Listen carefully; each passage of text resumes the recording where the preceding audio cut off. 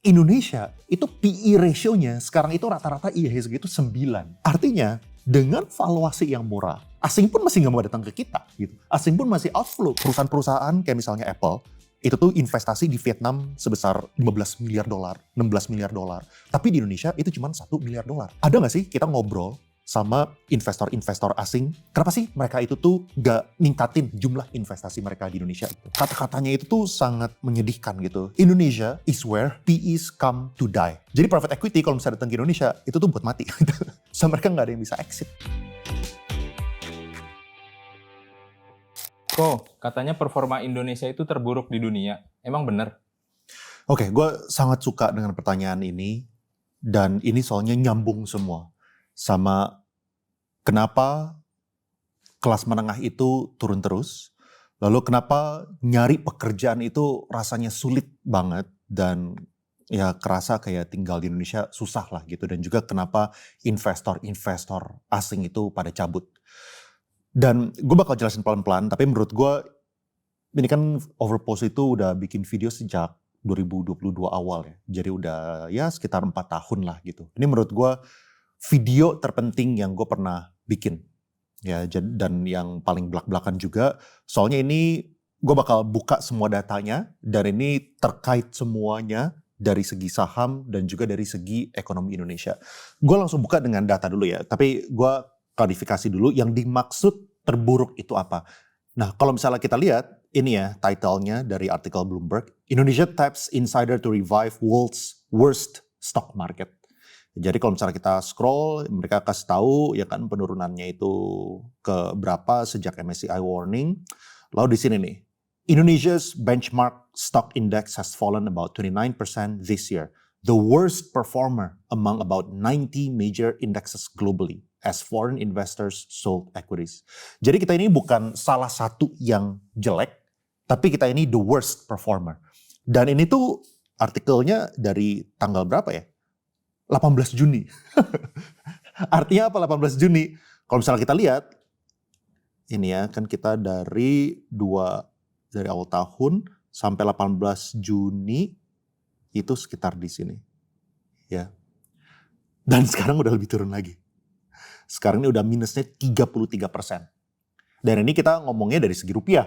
Ya kan, kalau misalnya investor-investor asing, mereka itu ngelihatnya dari segi dolar. Soalnya kan mereka investasinya itu mereka convert USD atau mata uang mereka, lalu mereka beli saham di Indonesia pakai rupiah, lalu waktu mereka mau cash out, mereka bakal balikin lagi ke dolar gitu kan. Nah kalau misalnya kita lihat, dolar itu udah melemah dari bulan Januari di sini ya, sekitar 9,5%. Berarti 33% plus 9,5% asing itu kalau misalnya mereka cuma investnya itu di indeks, mereka itu udah kehilangan sekitar 40% lebih. Ya, itu adalah loss-nya mereka. Sekarang kita lihat lagi, asing itu tuh keluar dari saham Indonesia, tapi kok kesannya rupiah kita itu tuh oke-oke aja, ya kan? Sekarang belakangan ini udah relatif stabil lah, kalau misalnya kita ngomongin beberapa minggu terakhir gitu ya. Kita buka datanya. Nah, ini adalah akumulasi net buy atau sell saham oleh asing. Ini kepemilikan asing di Sun, dan ini kepemilikan asing di SRBI. Kita lihat, asing itu kalau misalnya kita ngomongin saham, mereka itu udah keluar 70 triliun kira-kira. Dan ini tuh sampai 22 Juni gitu ya. Kalau misalnya di Sun, itu mereka ya relatif stagnan lah, kurang 6,5 T, tapi kita bisa bilang ini relatif stagnan. Dan kalau misalnya SRBI, kita itu tuh kerek ke atas, kepemilikan asing itu udah naik secara drastis 100 triliun lebih. Nah kalau misalnya orang yang nggak paham, mereka ngeliat ini ya apa salahnya? Ya kan asing cuman rotasi dari saham, mereka beli ke SRBI. There is nothing wrong. Ya kan? Oke, gue bakal jelasin ya. Tapi supaya kalian bisa paham, apa itu bedanya Sun dan juga SRBI. Jadi umbrella-nya itu adalah Indonesia Sovereign Fixed Income. Dan di sini itu kebagi dua. Yang pertama itu pemerintah, Kemenkeu ya. Ini yang kita kenal sebagai surat berharga negara alias SBN. Terus habis itu nomor 2 itu BI. Kalau misalnya ini tuh alat moneter, dan ini bukan SBN ya. Nah kalau misalnya SBN, kalian mungkin udah sering dengar ya, ini beberapa misalnya kayak Sun, dan juga di sini tuh ada SBSN. Terus kalau misalnya di sini ada yang duitnya itu rupiah maupun yang mata uang asing gitu ya. Ini kalau misalnya kita pernah dengar itu kayak misalnya FR, ORI, habis itu SBR. Terus kalau misalnya yang mata uang asing itu misalnya kayak Indon, itu semuanya Indon. Itu semuanya di bawah Sun. Ya. Terus kalau misalnya SBSN, ini kayak misalnya PBS, SR, ST, atau kalau misalnya yang mata uang asingnya itu adalah Indois. Kalau misalnya di bawah BI, itu ada SRBI, ini ada SVBI, sama ada SUVBI. Ya, tapi ini tuh yang rupiahnya. Ya, sama lah. Misalnya ini yang rupiahnya gitu ya. Jadi untuk gampangnya ini tuh kita anggap Sun, surat utang negara gitu. Nah, terus kenapa kok masalahnya di mana kalau misalnya SRBI ini yang dikerek ke atas? Apa salahnya dengan mereka itu rotasi dari saham ke SRBI? Masalah di sini. Masalahnya itu kan kita sering dengar ya, kayak ini lihat kita udah buktikan asing-asing itu udah masuk ke SRBI, itu menunjukkan bahwa pemerintah itu tuh atau enggak Indonesia itu udah makin dipercaya gitu kan. Kepercayaannya itu udah makin recover gara-gara uangnya udah inflow lagi ke SRBI. Tapi masalah kayak gini, kalau misalnya kita ngomongin kepercayaan itu tuh selalu bertolak belakang dengan tingkat bunga. Contoh, kalau misalnya kalian tabung di BCA, emangnya BCA ngasih bunga yang tertinggi? Kan enggak. Kenapa BCA bisa ngasih bunga yang rendah? Soalnya kita percaya sama BCA. Ya kan, kepercayaan orang terhadap bank terbesar itu tinggi sehingga bank terbesar ini nggak perlu ngasih bunga yang tinggi untuk kita taruh duit di sana. Ini sama nih.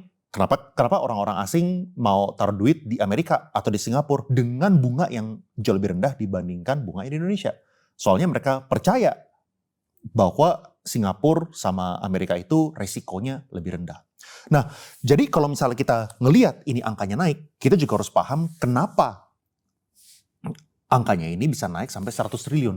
Kalau misalnya kita ngomongin di SRBI, udah jelas-jelas angkanya itu naik gara-gara bunganya itu dikerek naik ke atas. Ya belakangan ini bunganya itu di antara sekitar 7,3, 7,4 sampai 7,7%, ya tergantung tenornya. Dan itu menjadi salah satu bunga yang tertinggi gitu kan dalam beberapa waktu terakhir.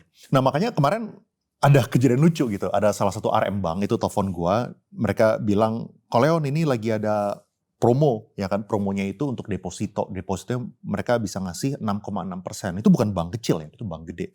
Bank gede ya kan, internasional ngasih bunga 6,6%, mau nggak gitu. Gue ketawa aja gitu. Ini gimana ya, 6,6% itu dikasih sama bank sebagai deposito, terus abis itu guanya nggak tertarik. Kenapa nggak tertarik? Soalnya 6,6% masih dipotong 20% pajak pula. Ini kan kacamata yang digunakan yang sama seperti investor asing. Ya kan, investor asing juga ngelihat gitu. Mereka mau investasi di mana nih? Daripada mereka naikin DPK di bank, mendingan mereka beli SRBI yang secara kasta itu adalah yang tertinggi gitu kan. Mereka kan ya kurang lebih sama lah kayak Sun gitu. SRBI sama Sun secara risknya itu dilihat sebagai backingan negara gitu kan. Walaupun berbeda ya, kalau misalnya SRBI itu kan ini institusi yang mencetak uang gitu. Jadi kalau misalnya sampai SRBI gagal bayar, ya Indonesia bisa dibilang kiamat gitu kan. Makanya itu diasumsikan sebagai instrumen yang relatif risk free. Nah, otomatis kan kalau kayak gitu investor ngelihat gitu, daripada mereka taruh yang di sini udah bunganya lebih kecil, resikonya lebih tinggi pula, mendingan mereka taruh di sini. Implikasinya itu apa? Implikasinya otomatis pasti untuk cost of fund. Ya kan, pasti ada implikasinya buat teman-teman yang punya KPR, yang punya cicilan, ya kan, yang punya kredit lah, itu pasti biaya itu akan meningkat. Walaupun nggak langsung secara instan, pasti secara gradual itu akan meningkat. Dan ini kenapa ini semuanya itu related ya ke kalian-kalian, termasuk teman-teman yang juga tidak investasi di saham. Baik teman-teman yang mungkin yang mikir, ya ini saham ada outflow 70T, itu nggak ada kaitannya sama gue. Tapi gue bakal jelasin ke teman-teman kenapa ini semua itu terkait. Nah terus kalau misalnya kita ngelihat yang SRBI itu sampai mereka kerek naik bunganya, apakah itu keputusan yang salah? Ya menurut gue itu bukan keputusan yang salah, itu keputusan yang masuk akal. Soalnya alternatif dari mereka itu biarin asing itu outflow di saham maupun outflow-nya itu di obligasi, itu bakal lebih hancur lagi, ya kan? Rupiah kita bakal lebih melemah lagi, orang-orang bakal panik, ya kan? Demonya itu makin tambah meledak. Ini makanya keputusan untuk naikin rate dan untuk narik duit investor itu sebuah kebijakan yang masuk akal, tetapi kita nggak boleh berhenti di situ. Ya masih ada hal-hal lain yang kita harus selesaikan. Terus gimana kok? Kalau lo dikasih kesempatan kasih masukan, masukan apa yang akan lo berikan? Oke, kita take a step back dulu ya. Kalau misalnya gue dikasih kesempatan untuk kasih masukan, kira-kira masukan apa yang gue bakal berikan. Kita gambarin dulu nih, duit investor itu datangnya dari mana. Ya. Kalau misalnya kita ngomongin duit asing ya untuk membantu ngedorong ekonomi Indonesia supaya tambah maju, itu cuma ada 3 bucket. Nomor 1, itu adalah impatient money. Nomor 2, itu adalah patient money. Terakhir adalah permanent money. Apa bedanya? Impatient money ini yang tadi kita bahas, yaitu adalah bond maupun saham. Dan ini itu dilihatnya dari skala global. Jadi kalau misalnya duit-duit institusi yang gede-gede, ya kita omongin kayak BlackRock lah, dan yang selevel kayak mereka itu tuh nggak terlalu detail, mereka tuh nggak terlalu ngeliatin, oh besok ada demo atau enggak, oh besok apakah ada potensi penggantian menteri atau enggak. Ini kalau misalnya kita ngomongin dari segi bond market ya, mereka tuh cuma nyortir dari rating negara, ya dari yang triple A sampai yang paling bawah, sampai yang nggak investable, lalu mereka lihat bunganya itu berapa. Jadi mereka cuma sortir gitu, ya kan? Sort by credit rating, sort by bunga yang dikasih cuan itu berapa. Lalu mereka tinggal mutusin untuk mau masuk atau enggak cuma dari situ. Mereka lihat, oh kalau misalnya berdasarkan USD, cuan yang gue diberikan itu kira-kira kita bisa estimasikan sekian. Therefore mereka pengen nambahin exposure ke beberapa negara atau mereka pengen kurangin exposure ke beberapa negara gitu. Jadi mereka itu tuh cuman ngelihat berdasarkan itu, mereka tidak butuh sebuah alfa. Mereka nggak butuh kita itu tuh ngasih cuan yang lebih. Soalnya mereka emang butuh diversifikasi anyway. Kita dapat bisa memberikan mereka sesuai benchmark pun mereka juga udah bakal masuk secara otomatis. Itu kenapa yang gue bilang untuk kita tarik duit dari segi bond itu tuh tidak terlalu susah kalau misalnya levernya adalah ya kita tinggal naikin bunga ya kan. Soalnya kalau misalnya kita naikin bunga jadi misalnya 5,5% misalnya ya. Terus habis itu di sebelah kanan yang dengan rating yang sama ke Indonesia, Meksiko lah misalnya, India lah misalnya, siapalah gitu yang sama kayak kita gitu ya. Mereka juga memilih untuk masukin, untuk menawarkan bunga 5%. Ya otomatis investor-investor itu bakal ke kita yang ngasih 5,5% gitu kan. Sebaliknya kalau misalnya kita kasih 4,5%, otomatis investor-investor asing itu bakal langsung cabut ke sana. Jadi ini tuh impatient money, soalnya mereka nggak sabar. Begitu resikonya itu meningkat, begitu currency-nya kita melemah dan akhirnya mereka punya cuan itu persepsinya bakal turun dibandingkan dengan alternatif lainnya, mereka otomatis bakalan cabut. Sama kayak saham. Saham pun juga sama ya, kalau misalnya sekarang concern mereka apa sih? Ya kan tentang missteps dari segi policy, aturan yang berubah-berubah, currency risk. Ini semua yang menjadi concern mereka dan kenapa uang itu sangat mudah untuk keluar, tapi sangat mudah juga untuk datang. Begitu mereka ngelihat negara kita itu tuh bisa memberikan mereka cuan yang minimal setara dengan benchmark deh, atau nggak lebih baik dibandingkan alternatif lainnya. Itu duit itu udah bakal datang. Tapi ada 2 yang lain yang kita tuh jarang ngomongin. Dan menurut gue ini tuh kayak apa ya? Kayak the tip of the iceberg. Kalau misalnya kita ngomongin ini ya laut ya misalnya ya. Ini misalnya laut gitu ya. Jadi yang kita ngomongin tuh di sini nih. Itu kita ngomongin tentang impatient money, ya kan, tentang bond, tentang saham. Kita concernnya tuh seakan-akan selalu di sini. Dan ini yang memberikan gue concern yang sangat besar. Ya, kita ngomongin tentang bond di sini, kita ngomongin tentang saham di sini, tapi di sini itu ada patient money dan juga permanent money yang jauh lebih besar dari segi komponen dan dari segi bobot kepentingan untuk ekonominya kita ke depan. Dan yang jauh lebih penting dibandingkan yang di atas. Gue ngomong dulu dari permanent money. Apa itu permanent money? Permanent money ini gampangnya adalah FDI. Ini orang-orang, investor-investor yang begitu duitnya itu masuk, itu mereka anggap sebagai duit yang udah bakal di Indonesia 50 tahun, 40 tahun, 30 tahun. Ya mereka nggak gitu peduli kalau misalnya besok rupiahnya itu naik 1%, 2%, atau besok turun 1%, 2%. Soalnya mereka punya time horizon, itu udah 30 tahun, 40 tahun, 50 tahun. Ini bahkan udah melewati periode kepresidenan siapapun. Ya, jadi mereka harus lihatnya itu dalam jangka panjang. Nah, FDI ini penting banget buat kita. Tapi kalau misalnya kita lihat sejarahnya ya, FDI-nya itu tuh masuk nggak ke Indonesia? Masuk. Tapi kita harus lihat juga porsi masuknya itu kemana. Soal porsi masuknya, kalau misalnya kita lihat dari datanya, itu belakangan itu masuknya ke segi yang correlated sama SDA. Sumber daya alam, ya misalnya kayak nikel gitu. Sedangkan yang dari segi manufaktur, ini yang kita tuh missing out. Ya kita bisa lihat datanya. Misal di sini nih, manufacturing kita itu tuh udah di peak di tahun 2002 di 32%, tapi terus menurun sampai sisa 19% di sini. Ya kita tuh udah nggak growing selama 20 tahun lebih. Kenapa ini concerning? Soalnya uang yang masuk ke yang bucketnya SDA itu mungkin kalau misalnya kita ngomongin $1 miliar, jumlah pekerjaan yang bisa dihasilkan misalnya 3.000 pekerjaan gitu. Sedangkan kalau misalnya kita masuk ke sektor manufacturing, dari $1 miliar yang diinvestasikan di Indonesia, misalnya buat tekstil atau buat pabrik sepatu, itu bisa jadi 30.000 pekerjaan gitu. Jadi dari segi jumlah pekerjaan per dolar yang diinvestasikan, itu jauh lebih besar kalau misalnya kita ngomongin manufacturing. Makanya manufacturing itu sangat penting dan kita harusnya nanya gitu, kayak kenapa perusahaan-perusahaan kayak misalnya Apple, itu tuh investasi di Vietnam sebesar $15 miliar, $16 miliar, tapi di Indonesia itu cuma $1 miliar. Gitu. Ini adalah sebuah hal-hal dan kalau misalnya gue diberikan kesempatan untuk ngasih masukan, ada gak sih kita ngobrol sama investor-investor asing dari permanent money yang FDI, ya kan, kayak perusahaan-perusahaan gede, kenapa sih mereka itu tuh gak ningkatin jumlah investasi mereka di Indonesia gitu. Misalnya kayak tadi kan perusahaan-perusahaan kayak Apple lah, atau nggak misalnya kayak car maker lah, atau sepatu lah, tekstil lah, siapapun itulah.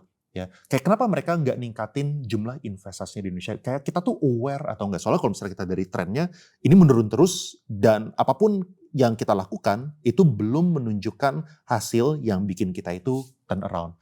Sama kayak di saham gitu. Kalau misalnya di saham kan kesannya kita udah relatif lebih aktif gitu ya, kayak walaupun hasilnya dari segi outflow juga masih terus kencang ya, dan kalau misalnya kita lihat outflow yang di sini ini masih belum berhenti ya, ini tuh masih belum berhenti. Ini kita lihat datanya itu 22 Juni tahun 2026 ya kan.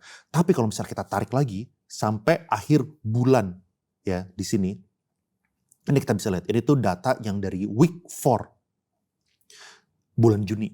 Week 4 bulan Juni kita lihat ya dari SRBI itu masih lebih meningkat lagi. Kalau misalnya tadi kan kita lihat plusnya itu plus sekitar 100 triliun kan. Ini plusnya ini udah plus sekitar 100 hampir 70 triliun yang warna kuning ya. Terus habis itu kalau misalnya kita lihat yang warna ini tuh JCI, ini IHSG ya. Itu masih terus meningkat gitu. Minggu lalu itu kita masih ada outflow. Ya, dan kalau misalnya government bond ini relatively sekarang kita udah flat lah, udah nggak gitu ada outflow-nya kalau misalnya kita lihat dari year to date gitu ya. Jadi kita punya IHSG itu problematic, kita punya permanent money itu juga problematic. Jadi kalau misalnya gue boleh kasih masukan, ini ya tadi, apakah kita udah ngobrol sama orang-orang yang berkepentingan untuk investasi di sini? Kenapa mereka masih outflow sampai sekarang? Dan kenapa kalau misalnya permanent money, kenapa mereka itu tidak memilih untuk investasi di Indonesia? Terus kalau patient money itu apa sih kok? Oke. Kalau misalnya patient money, itu adalah uang-uang yang datang ke Indonesia dengan view-nya itu adalah 5 tahun. Jadi kalau misalnya impatient money, itu tadi ya, bisa in dan bisa out kapanpun, hari ini, besok, lusa, minggu depan. Kalau misal permanent money, ini tuh 50 tahun outlooknya. Ya, dekade lah, 20 sampai 30 sampai 50 tahun gitu ya. Kalau misalnya patient money, itu tuh 5 tahun. Apa uang-uang yang view-nya itu adalah 5 tahun? Ini adalah duitnya VC atau PE. Private equity, kalau misalnya uangnya itu datang ke Indonesia, ini oke, gue jelasin dulu cara PE itu bekerja ya. Private equity itu adalah dalam bisnis untuk mencari talenta. Jadi investor-investor yang dari private equity, mereka itu tuh harus nyari entrepreneur-entrepreneur, pengusaha-pengusaha yang memiliki bibit yang bagus, yang bisa diinjek untuk mereka scale up, lalu mereka bisa exit. Contoh, misalnya ada sebuah rumah sakit. Rumah sakitnya itu misalnya ada 10 gitu ya. Sekarang valuasinya $100 juta. Private equity itu tuh pengen injek, mereka tambahin duit gitu. Mereka tambahin misalnya $100 juta, $200 juta gitu kan. Dengan harapan si perusahaan ini tuh bisa mendirikan misalnya 20, 30, 40 rumah sakit lainnya. Dan mereka harapkan outlooknya itu tuh bukan yang sampai terlalu gila-gila deh. Mereka itu nggak minta 20% IRR. Mereka nggak minta 30% IRR. Mereka cuma minta double dalam waktu 5 tahun. Double dalam 5 tahun itu artinya cuma 15% loh IRR-nya secara rata-rata gitu ya. Jadi mereka itu adalah di bisnis untuk mencari talenta yang mereka itu bisa injek dengan duit yang besar, lalu kalau misalnya besar, mereka itu exit. Sehingga semuanya itu win. Investornya win, mereka itu diberikan return yang mereka harapkan itu adalah 15% per tahun. Ini dalam bentuk USD ya. Terus habis itu dari segi pengusaha juga win. Yang tadinya dia punyanya itu 10 rumah sakit, sekarang dalam waktu 5 tahun dia bisa punya 20-30 rumah sakit. Terus dari segi ekonomi juga maju. Ekonomi maju, dari segi pembangunan rumah sakit itu tentunya kontraktornya itu jalan, bahan bangunan material itu juga jalan, employment itu naik, soalnya orang-orang dokter-dokter itu bakal direkrut, ya kan, suster-suster, satpam-satpam, semua itu bakal direkrut. Ini menimbulkan sebuah ekosistem yang sangat-sangat baik. Nah, VC pun juga sama, cuman VC tentunya mereka tidak seperti PE lah, kalau misalnya mereka kan lebih risk taker. Kalau misalnya private equity itu typically mereka adalah orang-orang yang jauh lebih fundamental based dan juga value based itu. Mereka benar-benar perhatikan future cash flows perusahaan itu seperti apa, valuasi perusahaannya itu seperti apa.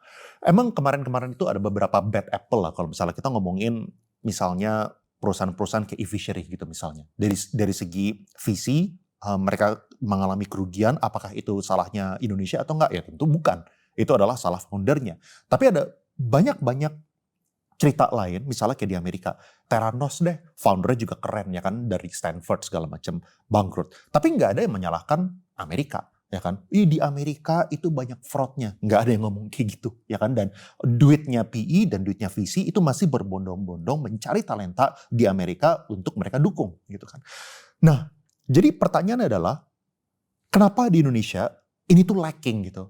Dari segi nama-nama yang besar, kalau misalnya kita di market ya, kapan kita terakhir dengar perusahaan-perusahaan global, misalnya kayak KKR, Warburg Pincus, itu tuh melakukan investasi di Indonesia. Bahkan yang lokal juga gitu. Kapan terakhir kita itu tuh ada sebuah private equity yang besar yang investasi di Indonesia? Dan kita harusnya memberikan pertanyaan yang sama seperti kita memberikan pertanyaan untuk yang impatient money maupun yang permanent money. Kenapa mereka nggak masuk gitu? Apakah ada orang kita yang actually datang ke Warburg Pincus, yang datang ke KKR untuk kita tanya gitu, kenapa sih mereka itu nggak tertarik untuk investasi di Indonesia? Tentu salah satu alasannya, kalau misalnya kita ngobrol ya, itu adalah gara-gara lack of liquidity di perusahaan-perusahaan di saham kita gitu, di IHSG gitu kan. Soalnya sekarang kalau misalnya perusahaan-perusahaan ini udah melakukan IPO, habis itu mereka go public, mereka nggak bisa exit anyway karena likuiditasnya kering. Kita sangat tergantung sama asing itu cabut, lalu dari segi domestik pun, domestiknya juga kalau misalnya kita ngomongin domestik, kebanyakan cuma dari retail gitu kan yang meningkat belakangan ini.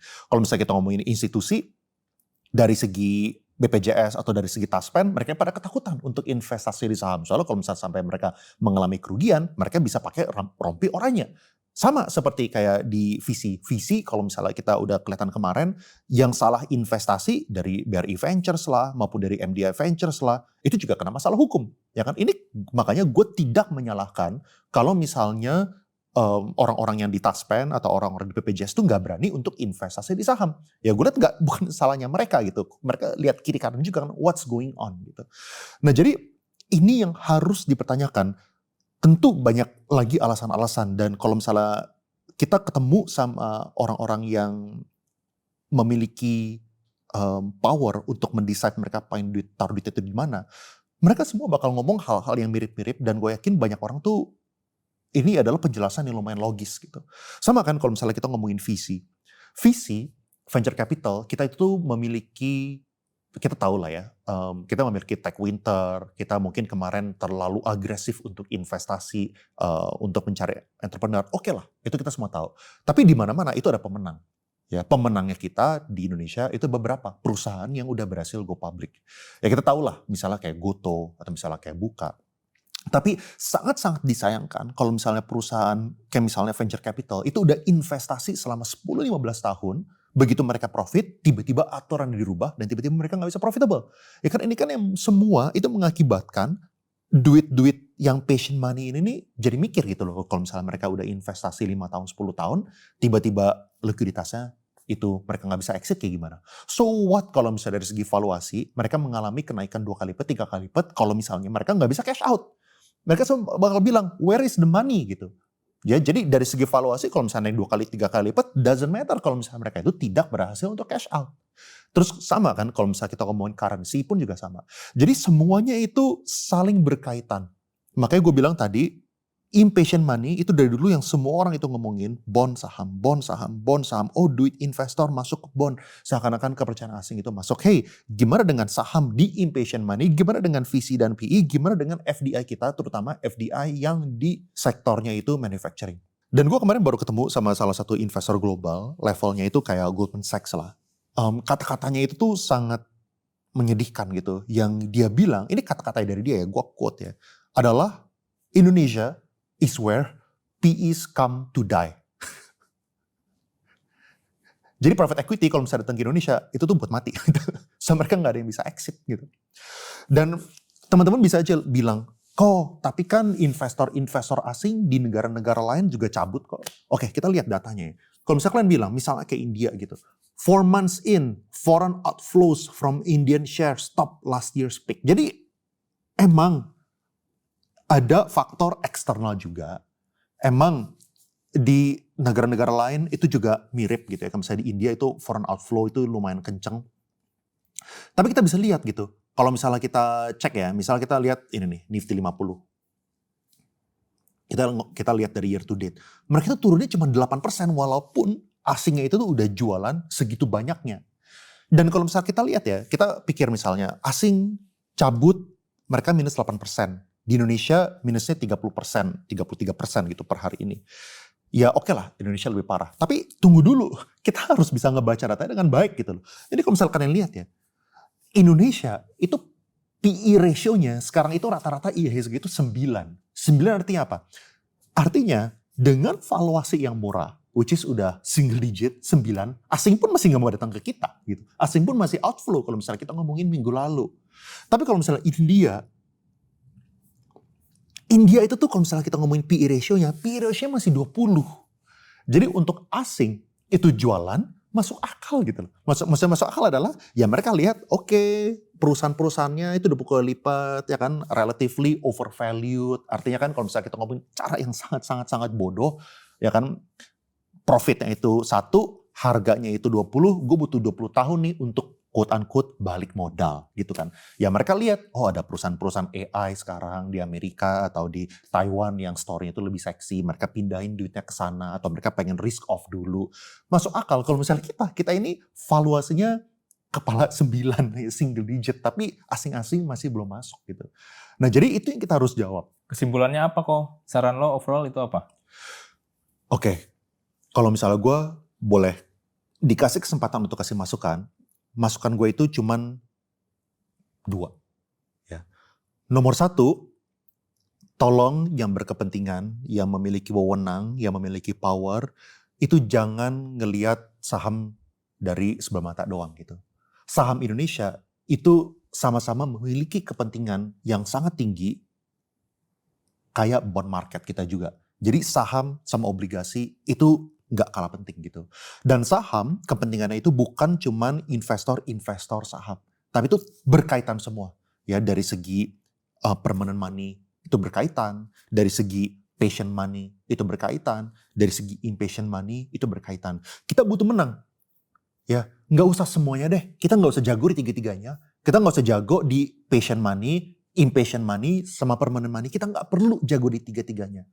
Minimal 1 atau 2 deh gitu. Soalnya sekarang dari segi impatient money, asing itu outflow, inflow-nya cuma gara-gara kita kerek bunga. Dari segi FDI kita kalau misalnya dari segi manufacturing, kita udah mengalami premature deindustrialization. Kalau misalnya dari patient money, menurut investor global yang gue ketemu, dia bilang Indonesia is where private equities come to die gitu kan. Jadi we need to win somewhere. Dan gue harapkan saham itu jangan dilihat dengan sebelah mata. Terus habis itu nomor 2. Gue harapkan kita get the best person for the job.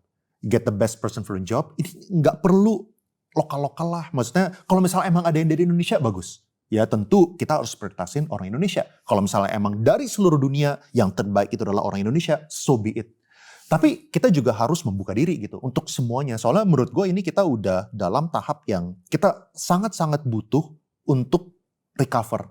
Untuk melakukan perbaikan supaya kita bisa membaik dari 3 tadi. Patient money, impatient money maupun dari permanent money. Kita butuh cari talenta dari manapun. Gunakanlah kayak headhunter yang bisa nyari talenta dari satu dunia gitu loh. Cari yang terbaik, taruh di Indonesia. Setelah itu orang ini dan orang-orang sekitarnya memiliki power, keliling gitu. Keliling nanyain ke investor-investor, ke BlackRock, ke Warburg Pincus, ke KKR, ke investor-investor global lainnya. Kenapa mereka tidak mau balik ke Indonesia? Atau mereka belum mau balik ke Indonesia? Kenapa mereka harus kita kasih cuan yang lebih tinggi dibandingkan sejarah untuk mereka datang ke Indonesia? Supaya kita bisa memberikan solusi yang lebih tepat. Ya, soalnya secara big picture gue yakin solusinya itu dan masalahnya itu udah lumayan jelas. Ya kan? Pertama dari segi korupsi kita. Kedua, ya korupsi kita kemarin udah ke-highlight lah. Terutama dari salah satu program yang paling penting kita itu juga udah terbukti. Bosnya itu sekarang udah pakai rompi orangnya gitu. Jadi itu bukan sesuatu hal yang public secret anymore lah. Satu ini juga udah tahu gitu. Terus habis itu dari segi kepastian hukum kita. Terus dari segi policy kita gitu. Tolong kita taruh the best person for the job, lalu juga make sure orang ini tuh keliling untuk mengetahui gitu. Dan jangan ngelihat bond market itu sebagai cara untuk kita tepuk dada, untuk kita lihat kita itu udah mendapatkan kepercayaan investor kembali. Ya itu aja masukan gue. Sekali lagi gue bukan siapa-siapa, ya gue cuman orang biasa yang melihat data, mencerna data, dan gue juga memiliki kesempatan untuk ngobrol sama orang-orang yang dari lokal maupun dari asing yang menjelaskan gitu kenapa data-datanya ini seperti ini. Semua punya penjelasan gitu dan sampai kapan kita mau nyalahin asing gitu. Kalau misalnya, ini kan sama kan kalau misalnya kayak kita ke restoran gitu misalnya. Misalnya restoran. Dulu lu adalah langganan gue jualan restoran ayam goreng gitu. Ya dulunya lu belinya itu seminggu sekali. Ya 7 hari seminggu, 7 hari seminggu, 7 hari seminggu. Abis itu lu belinya itu 5 hari seminggu. Abis itu lu belinya itu 2 hari seminggu. Abis itu lu sekarang belinya itu cuma sehari seminggu. Apakah gue harus nyalahin lu? Lu gimana sih? Masa lu sekarang udah gak beli lagi? Lu salah lu. Ya kan? Lu antek-antek orang yang udah gak beli restoran gue lagi gitu. Masa kita nyalahin lu? Kita lihat datanya dong. Ini orang udah gak beli lagi. Customer itu ada alasannya kenapa mereka tidak datang ke kita. Jangan kita nyalahin mereka gitu. Oh mereka tidak ngerti sama Indonesia. Oh mereka salah paham sama Indonesia. Ayam goreng kita ini sangat-sangat enak. Ayam goreng kita itu yang terbaik di dunia. Dianya itu gak ngerti. Dianya itu dulunya itu belinya 7. Sekarang dia belinya cuma 1. Dianya salah. Dia tidak ngerti. Loh kok kita jadi seperti itu? Kita lihat dong. Customer itu mereka boleh pindah. Mereka boleh beli tempat lain, mereka boleh tempat kita, itu semuanya ada alasan. Coba dong kita rendah hati ya kan, kita tanya mereka, emang ada salah apa sih di restoran kita? Apakah sekarang ayamnya terlalu alot? Apakah sekarang kurang fresh? Apakah sekarang sajiannya itu terlalu lama? Apakah sekarang kita kasihnya itu terlalu mahal? Itu apa alasannya? Bukannya kita salahin mereka gitu. Ya ini aja masukan buat gue, again sekali lagi, Dari gue sebenarnya no issue ya, teman-teman tahu kalau misalnya dari segi performa saham gue itu no issue. Cuman gue sangat memiliki concern yang sangat besar untuk masa depan kita gitu. Untuk Indonesia, untuk anak kita, untuk cucu kita. Soalnya gue mau tinggal sampai tua, sampai ya udah botak sih, tapi mau tambah botaknya di Indonesia gitu loh. Jadi gue ngomong ini atas dasar concern pribadi. Ya, dan gue harapkan negara kita bisa lebih baik. Ada beberapa hal-hal yang udah kita lakukan, yang udah menunjukkan keseriusan untuk kita itu ke arah yang lebih baik. Tapi gue harapkan ini kita bisa genjot lagi. That's all. Thank you, and I will see you guys again in the next video.